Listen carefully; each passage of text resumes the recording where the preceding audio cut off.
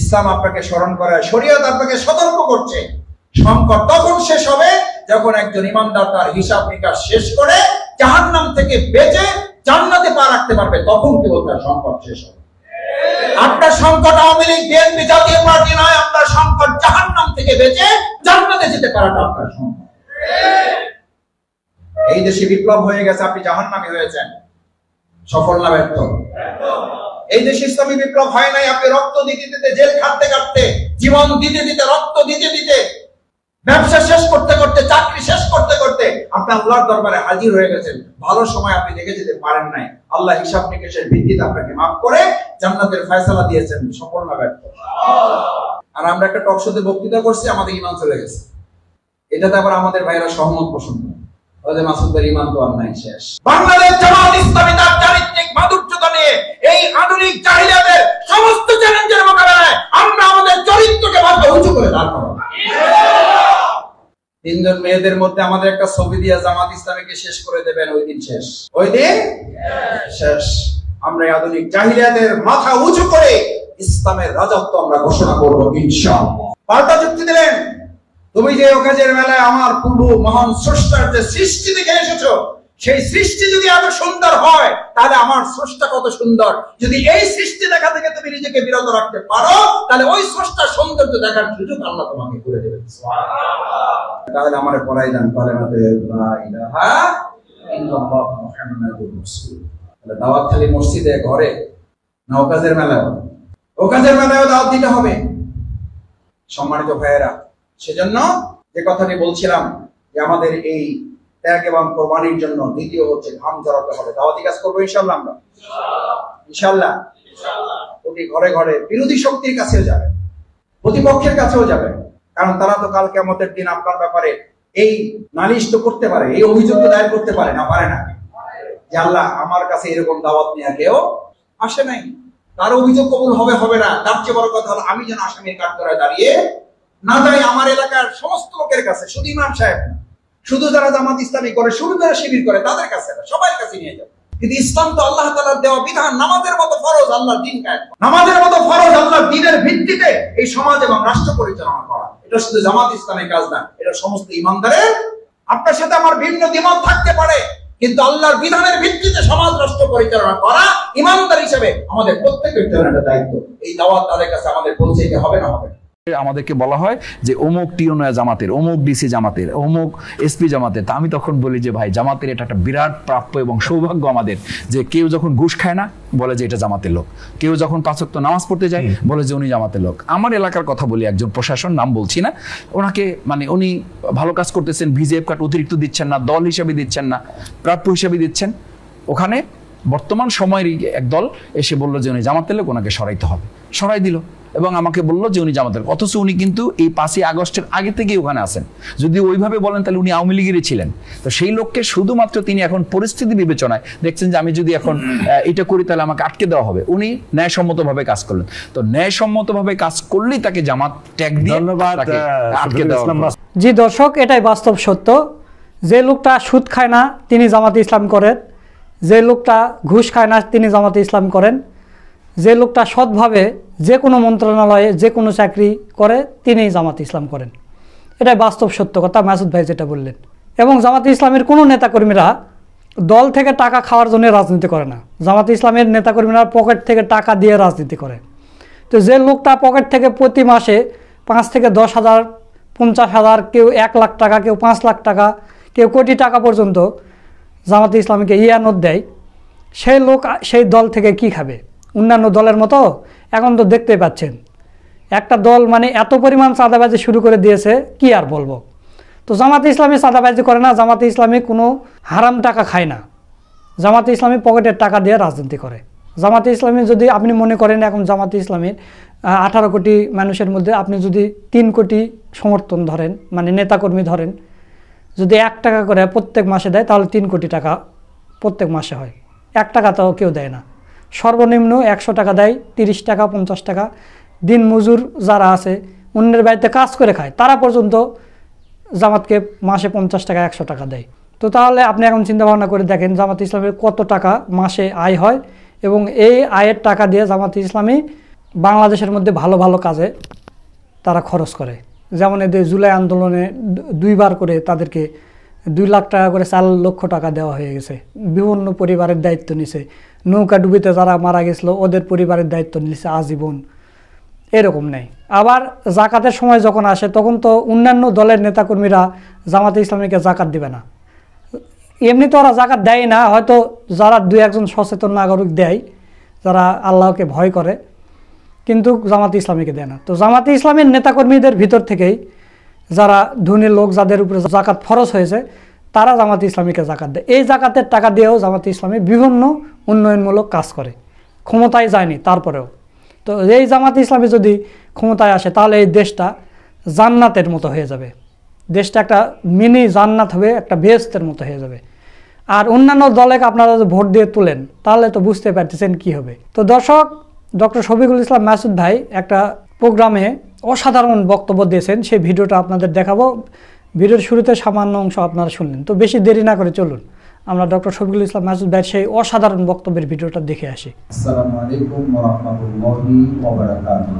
মানতে হলে জানতে হবে। রাসূল করিম সাল্লাল্লাহু আলাইহি সাল্লামের সাহাবায়ে আজমাইন کرام যারা ছিলেন তাদের বৈশিষ্ট্য ছিল সামিনা ওয়া তাআনা। তারা জানতেন এবং মানতেন, শুনতেন এবং মানতেন। এই বৈঠক থেকে তারা সিদ্ধান্ত নিয়েছেন।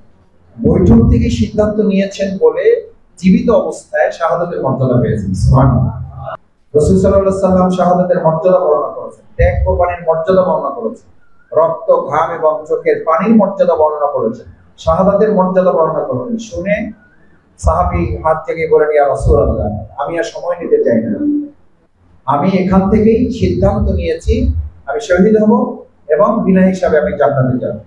সুতরাং সামনের যে যুদ্ধ আছে সেই যুদ্ধের জন্য আমি প্রস্তুতি নিতে বাড়ি চলে যাচ্ছি। বাড়িতে গিয়েছেন, অসুস্থ হয়েছেন, ওই অবস্থায় বিছানায় ইন্তেকাল করেছেন।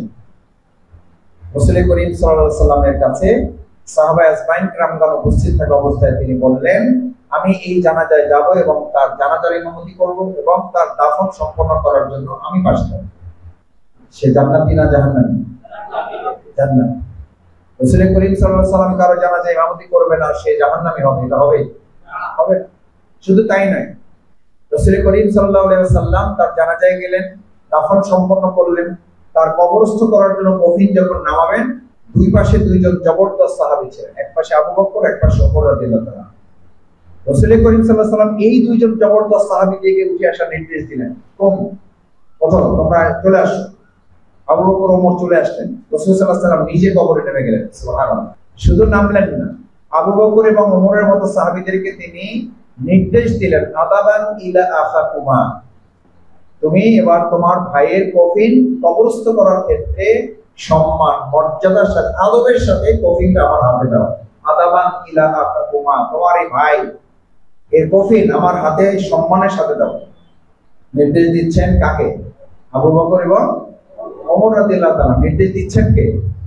প্রিয় নবী মুহাম্মদুর রাসূলুল্লাহ সাল্লাল্লাহু আলাইহি ওয়াসাল্লাম। রাখা হলো।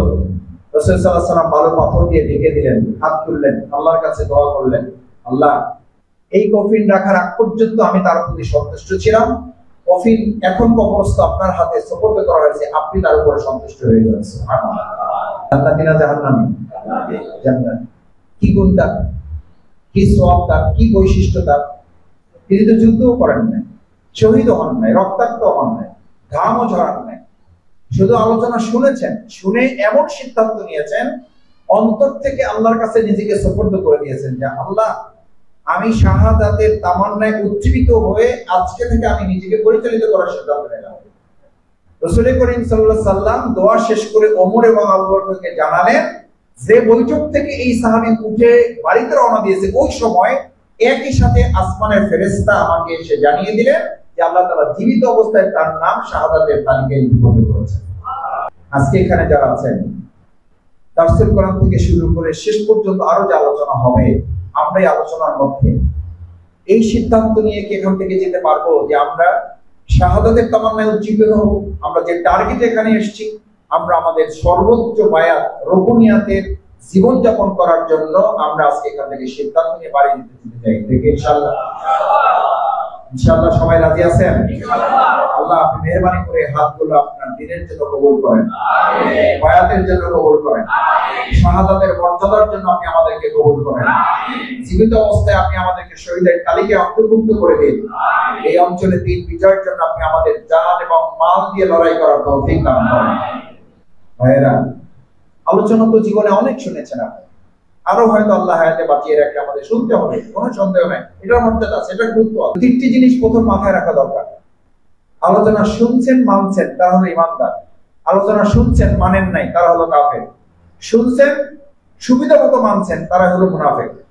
কয়টা ভাগ? এই ভাগের মধ্যে তো আমরা কেউ নাই। এই ভাগের মধ্যে আমরা তো কেউ নাই, আছি। কয় ভাগ? আলোচনা শুনছেন, মানছেন, তারা কি ইমানদার। শুনছেন, মানেন নাই, এর মধ্যে সবচেয়ে খারাপ কোনটা? কোনটা খারাপ? কোনটা খারাপ? আল্লাহ আমাদের হেফাজত করুন। আমাদের কাতারে কাফের থাকার সম্ভাবনা নাই, আল্লাহ মাফ করুন আমাদের। ইমানদার আমরা সবাই, আল্লাহ আমাদের কবুল করুন। কিন্তু 3 নাম্বারটা কিন্তু অত্যন্ত ভয়ঙ্কর। শুনি কিন্তু সুবিধা মতো কি করি? মুনাফিকরা সুবিধা মতো মানত। নামাজ পড়তো না পড়তো না? দ্বিতীয় কাতারে না তৃতীয় কাতারে? কোন কাতারে?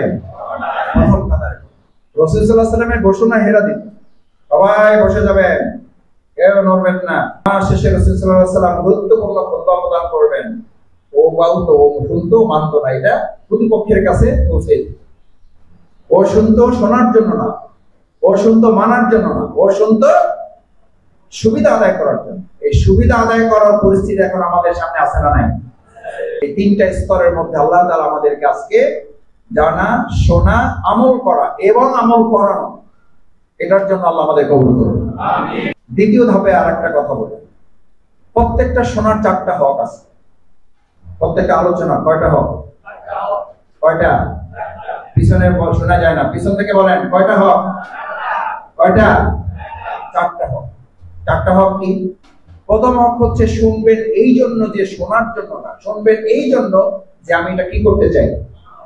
যারা বলেন কি করতে চাই? মানতে চাই। আমরা আজকে শোনার জন্য শুনতে আসি না, আমরা আসছি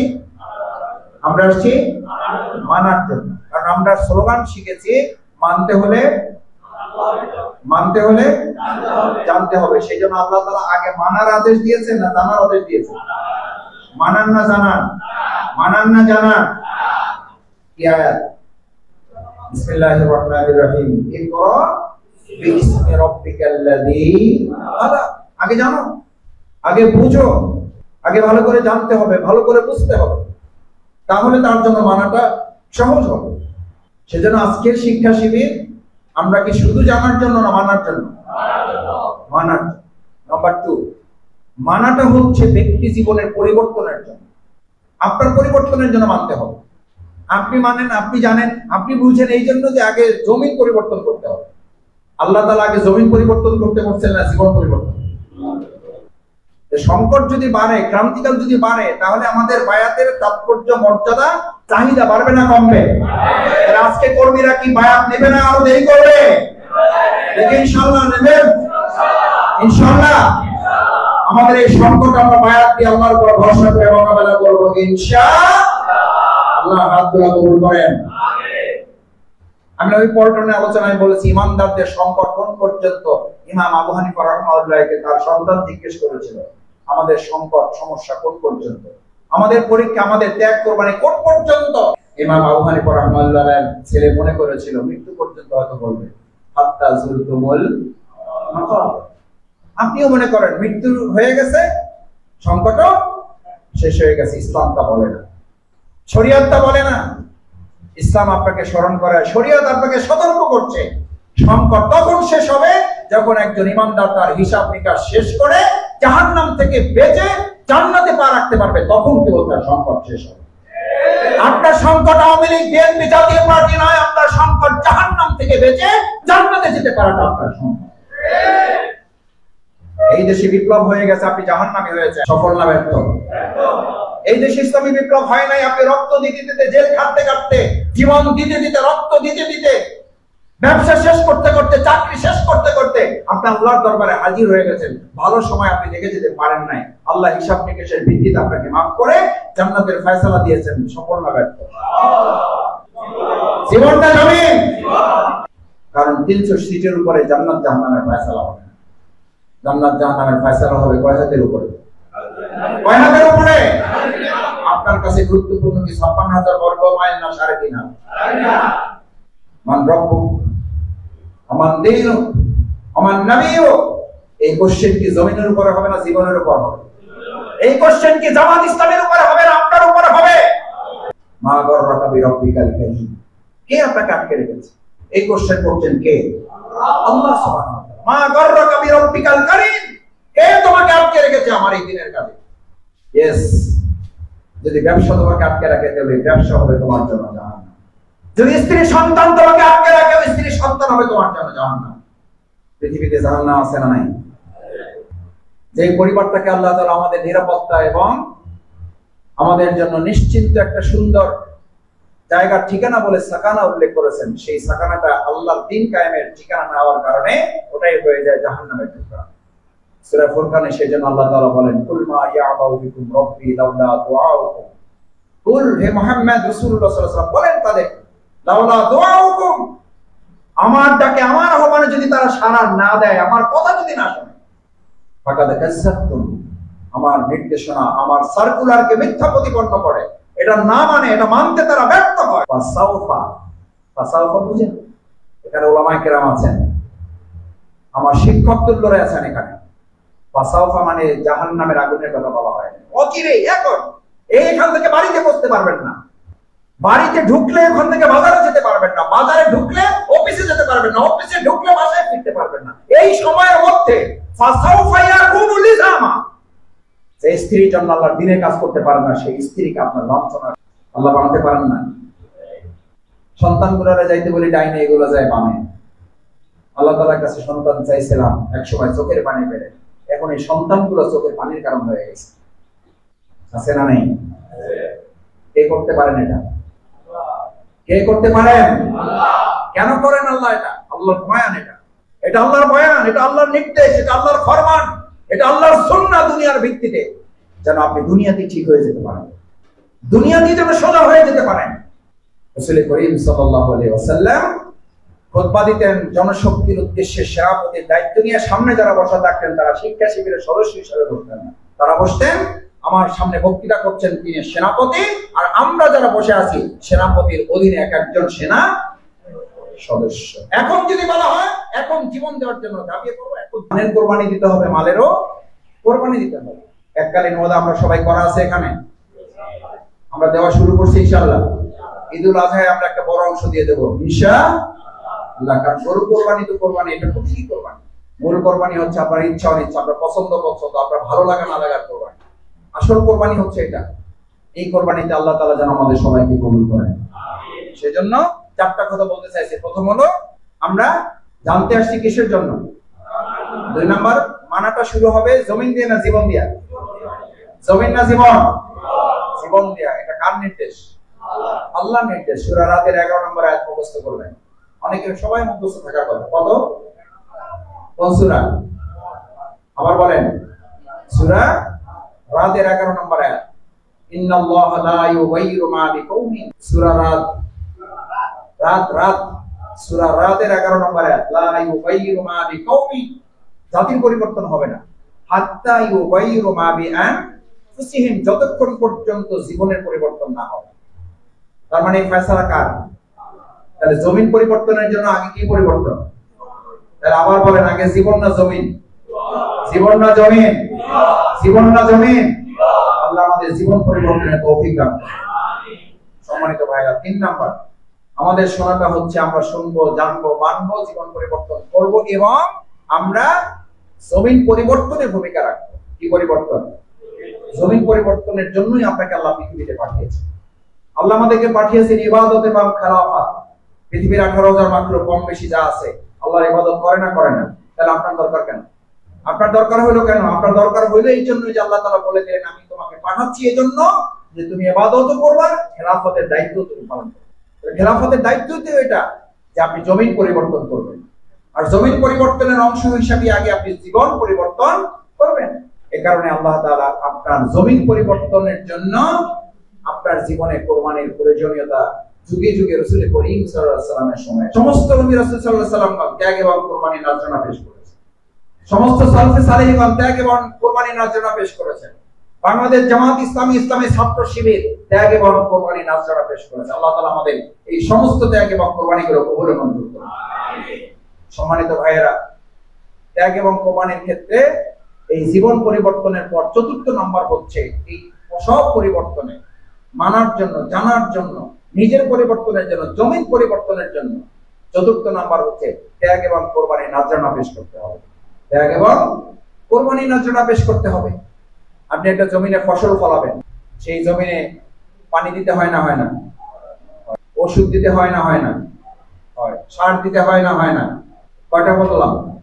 কয়টা বললাম? বলেন। পানি, ওষুধ, সার। ওইটা হলো ওই জমিনে ফসলের জন্য। আর আল্লাহর এই জমিন ইসলামী বিপ্লবের জন্য উপযুক্ত করতে হলেও আপনার জীবনে 3টা কোরবানি লাগবে। কয়টা? কয়টা? কি কি লাগবে বলেন? ওখানে পানি লাগছে, ওষুধ লাগছে, সার লাগছে, আর আপনার থেকে কি কি দিবেন বলেন? জান্নাত। কি দিবেন? মালজান দিবেন। এই মালজানের 3টা প্রতীকী শব্দ রাসূল সাল্লাল্লাহু আলাইহি ওয়াসাল্লাম ব্যবহার করেন। একজন ইমানদার সর্বপ্রথম কোরবানির অংশ হিসাবে আগে পেশ করতে হবে চোখের পানি। আল্লাহর সাথে সম্পর্ক। জমিনে কি দেওয়া লাগে? আগে কি দেওয়া লাগে? পানি দেওয়া লাগে। এই জন্য আল্লামা ইকবাল বলতেন, একজন ইমানদারের কোরবানি শুরু হবে রহবানাল লাইল ফুরসানান নাহার। সে যদি আল্লাহ সৈনিক হতে চায়, আগে আল্লাহর দরবেশ হইতে। আল্লাহর দরবেশ হওয়া ছাড়া সৈনিক হইতে, তাহলে সৈনিকগিরির জন্য দরবেশগিরি। দেখেন কি গিরি?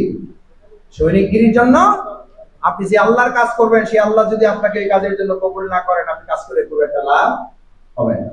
প্রথম চোখের পানির জন্য আল্লাহর কাছে নিজেকে সাপোর্ট করতে হবে। প্রতি রাতে চেষ্টা করতে হবে আল্লাহর কাছে যায় নামাজে চোখের পানিতে নিজেকে সিক্ত করা। তাহলে আল্লাহ তাআলা দুনিয়ার কাজটা আপনার জন্য সহজ করে দেবেন। সুবহানাল্লাহ। কে সহজ করবেন? সহজ এবং কঠিন করার মালিক কে? সূরা লাইল 6 থেকে 11 নম্বর আয়াত। فَأَمَّا مَنْ أَعْطَى وَاتَّقَى وَصَدَّقَ بِالْحُسْنَى فَسَنُيَسِّرُهُ لِلْيُسْرَى। নিজেকে সাপোর্ট করে দাও, নিজেকে দান করে দাও। فَأَمَّا مَنْ أَعْطَى, যে নিজেকে সাপোর্ট করতে পেরেছে, ওয়াত্তাকা, আল্লাহকে ভয় করেছে, وَصَدَّقَ بِالْحُسْنَى, আল্লাহর নীতিমালাটা মেনে চলেছে, فَسَنُيَسِّرُهُ لِلْيُسْرَى, আমি আল্লাহ তার জন্য জীবনের সব কাজ সহজ করে দেব। সুবহানাল্লাহ। আল্লাহ যদি সহজ করে দেয়, বর্তমান নব্য ফেসিবাদ কেউ মাথা উঁচু করে দাঁড়াই আমাদেরকে কঠিন করতে পারবে না। তাহলে সহজ এবং কঠিন করার মালিক ডিসি সাহেব, সহজ এবং কঠিন করার মালিক এসপি সাহেব, সহজ এবং কঠিন করার মালিক উপদেষ্টা মহোদয়, সহজ এবং কঠিন করার মালিক প্রধান উপদেষ্টা, সহজ এবং কঠিন করার মালিক পার্শ্ববর্তীগণের রাষ্ট্র, সহজ এবং কঠিন করার মালিক কে? উনি সহজ করার কথা বলেছেন। ওয়া আম্মা মান বাখিলা, চোখের পানি দিবেন না, টাকা দিবেন না, জীবন দিবেন না, সময় দিবেন না, শ্রম দিবেন না, কোরবানি করবেন না, উম্মামা বাকিরা কৃপণতা করবেন, বাকিল। এইজন্য আল্লাহ তাআলা 15 বছর আপনার আল্লাহর কাছে সাহায্য চাইছেন। আল্লাহ এমন একটা জমিন দেন যেখানে উন্মুক্ত ময়দানে আপনার দ্বীনের দাওয়াত আমরা দিতে পারবো। চাইছেন, পাইছেন, এখন যদি এটা হক আদায় না করেন আল্লাহ আবার কেড়ে নেবেন। এটা আমরা 15 বছর চাইছি না চাই নাই? আল্লাহ দিছে না দেয় নাই? কাজে না লাগাইলে আল্লাহ আবার নিয়ে নিতে পারেন না? পারেন না? কাজে লাগাবো না লাগাবো না? দেখে ইনশাআল্লাহ লাগাবেন কাজে। দাওয়াতি কাজ, দাওয়াতি কাজ সকাল সন্ধ্যা ইনশাআল্লাহ। ইনশাআল্লাহ দাওয়াতি কাজে আমরা সময় দেব। কেন? দাওয়াতি কাজ না করলে ইলম এবং আমল দুটোই আল্লাহ তুলে নেন। এটা শিক্ষা শিবিরের আরেকটা গুরুত্বপূর্ণ বয়ান, ভালো করে মাথায় রেখে।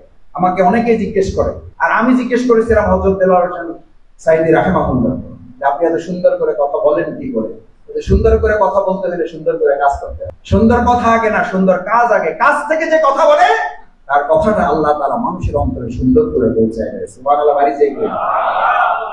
আর এই একই কথা জিজ্ঞেস করেছিলাম প্রফেসর শহীদ গোলাম আজম রাহিমাহুল্লাহ, আপনি এত আকর্ষণীয় করে কথা বলেন কি করে?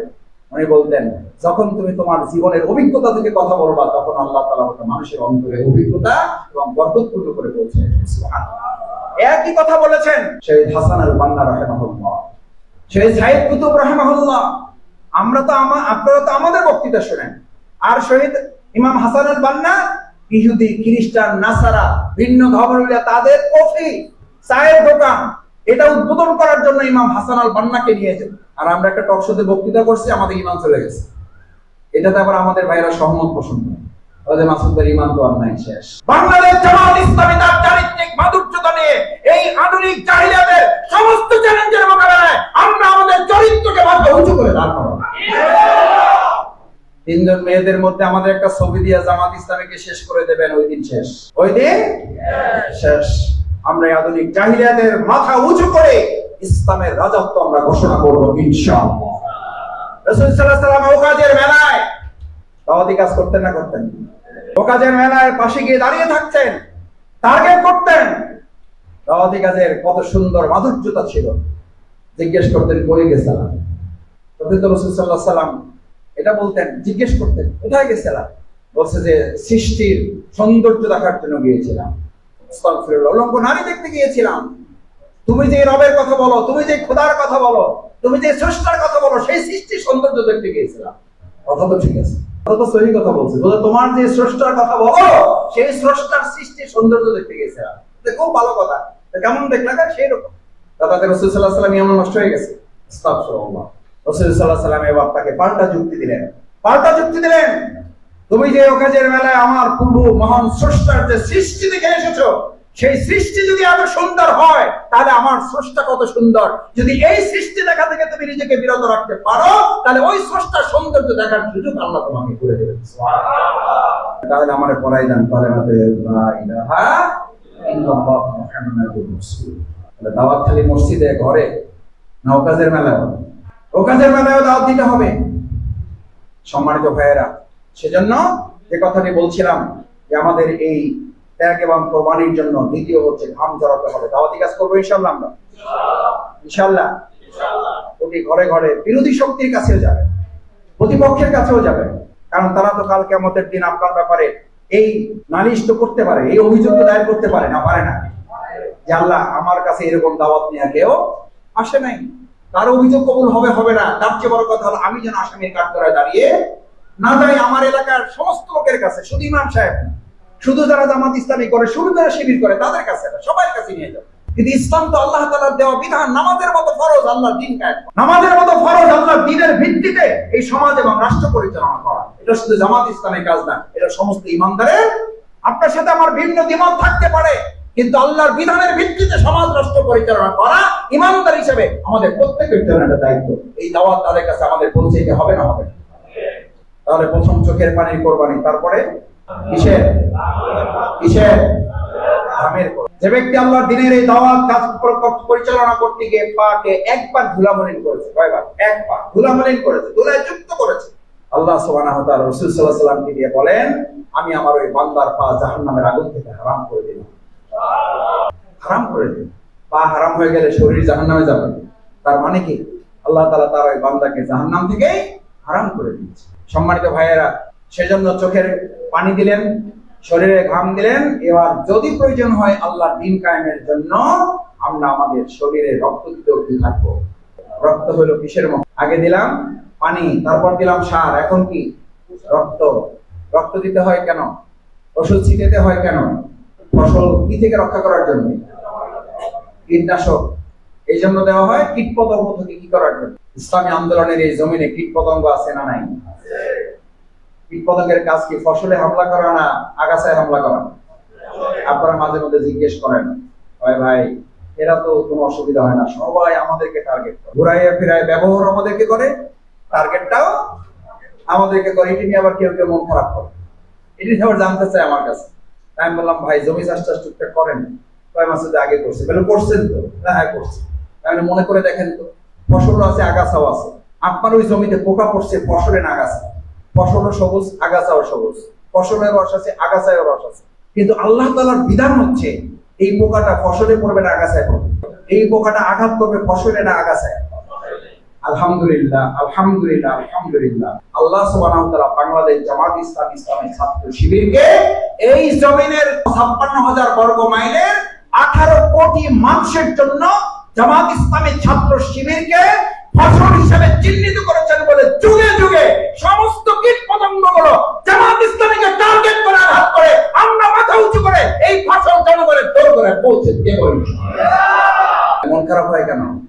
ভাই খালি ঘুরে ফিরে আমাদের কি টার্গেট করে বুঝলাম না। টার্গেট তো আপনারই করবে, কারণ আপনি কি আগাছা হন, আপনারা কেউ দিক দিয়ে মানে ধরেও জেগে যাবে। আর আপনি যদি ফসল হন, আঘাতটা আপনাকে করবে, আসবে।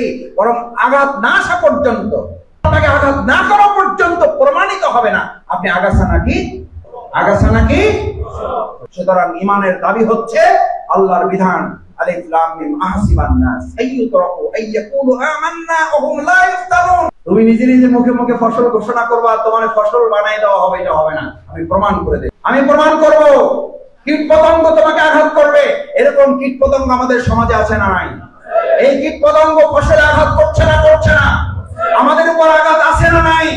ভবিষ্যতে আঘাত আসবে না আসবে না? আঘাত মোকাবেলা করে আমরা সামনে এগিয়ে যাবো কি যাবো না? পায়ের দিয়ে আমরা ঘরে ফিরবো কি ফিরবো না ইনশাআল্লাহ? আল্লাহ রাব্বুল আলামিন আমাদের হাতগুলো দুনিয়ার ক্যামেরায় যদি বাদ পড়েও যায়, আর সে আজিমের ক্যামেরা থেকে আমাদের হাতগুলো যেন বাদ না পড়ে। আর সে আজিমের ক্যামেরায় হাতগুলো দেখে দেখে কাল কিয়ামতের দিন আমাদেরকে জাহান্নাম থেকে বাঁচিয়ে জান্নাতের জন্য কবুল করুন। সেই প্রত্যাশা ব্যক্ত করে আবার যারা কষ্ট করে সকাল থেকে আজকের এই পবিত্র জুমাবার ব্যক্তিগত, পারিবারিক, সামাজিক অনেক কাজ ফেলে রেখে নিতান্ত আল্লাহ সন্তুষ্টির জন্য, নিজেকে গড়ার জন্য, নিজেকে পরিশুদ্ধ করে সফলতার মানদণ্ডে উত্তীর্ণ করার জন্য যারা আজকের এই শিক্ষা শিবিরে যে সিদ্ধান্ত আপনারা নিয়েছেন, এই সিদ্ধান্ত অন্তর থেকে আল্লাহ সুবহানাহু ওয়া তাআলা দয়া করে কবুল করুন। দর্শক, আপনারা ডক্টর শফিকুল ইসলাম মাসুদ ভাইয়ের বক্তব্যটা শুনলেন। তো মাসুদ ভাইয়ের কথাগুলো আপনাদের কাছে কেমন লেগেছে তা অবশ্যই কমেন্ট করে জানিয়ে দেবেন। ভিডিওটা ভালো লাগলে শেয়ার করবেন। আজকের ভিডিও এই পর্যন্ত। সকলকে ধন্যবাদ। আসসালামু আলাইকুম ওয়া রাহমাতুল্লাহ।